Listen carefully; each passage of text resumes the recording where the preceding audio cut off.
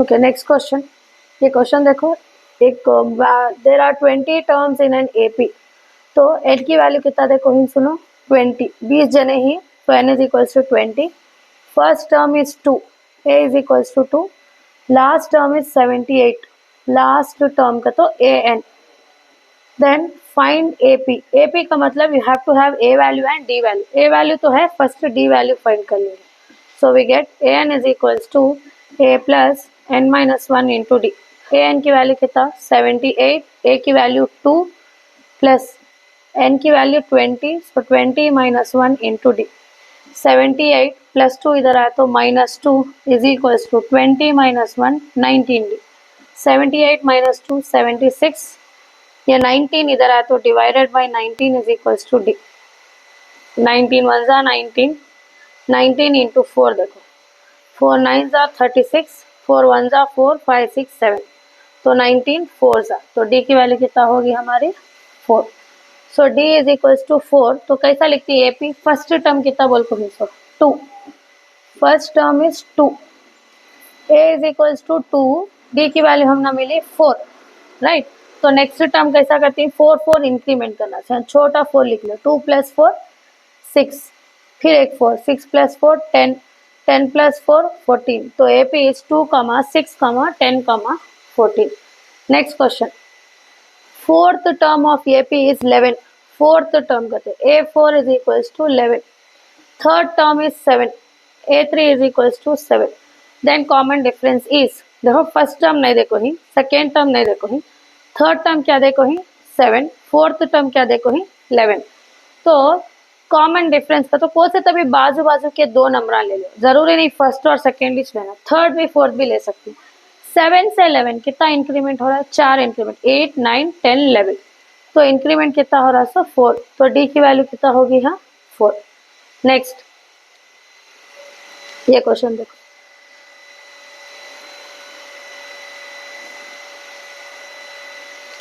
Third term is 13। Third term कहते A3 is equals to 13। Second term is 8, second term is 8। Then the first term is, first वाला नहीं देखो ही, second और third देखो ही, second कितना 8, third कितना 13। तो 8 से 13 क्या हो रहा है, इंक्रीमेंट हो रहा है, कितना इंक्रीमेंट हो रहा है 5, 8 9 10 11 12 13। तो यहाँ में क्या नंबर लिखी, तो 5 इंक्रीमेंट करी तो मुझे 8 आता, सो आई विल राइट 3, 3 प्लस 5 म्हणजे 8 होता, तो फर्स्ट टर्म इज 3। यहाँ तक समझ में आया? ओके, अब नेक्स्ट फॉर्मूले देखो, give the general form of AP. A A plus 1d, A plus 2d, A plus 3d, A plus 4d, and it goes on. Formula to find sum of n terms. Sn is equals to n by 2, 2a plus n minus 1 into d.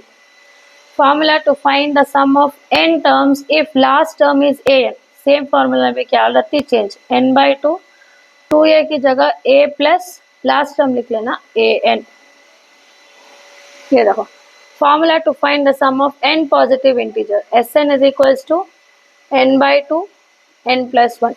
If you notice a thing, Sn जहाँ भी रहता है starting में n by 2 n by 2 n by 2 आता है। an का formula already पहले पढ़ को ही, an is equals to a plus n minus 1 into d। Last question,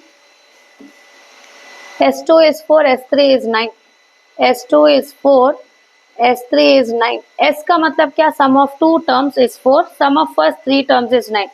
Find A3।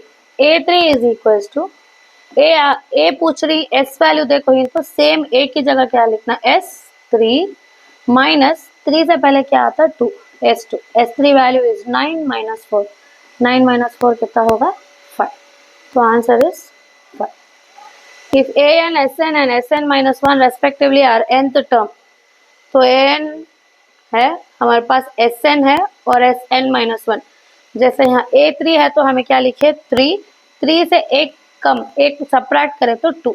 Same way an है तो फर्स्ट हमें क्या लिखती Sn माइनस n है तो n माइनस 1। जैसे 3 था तो हमें क्या लिया 2, 3 माइनस 1 2। ये formula an is equals to Sn minus Sn minus 1।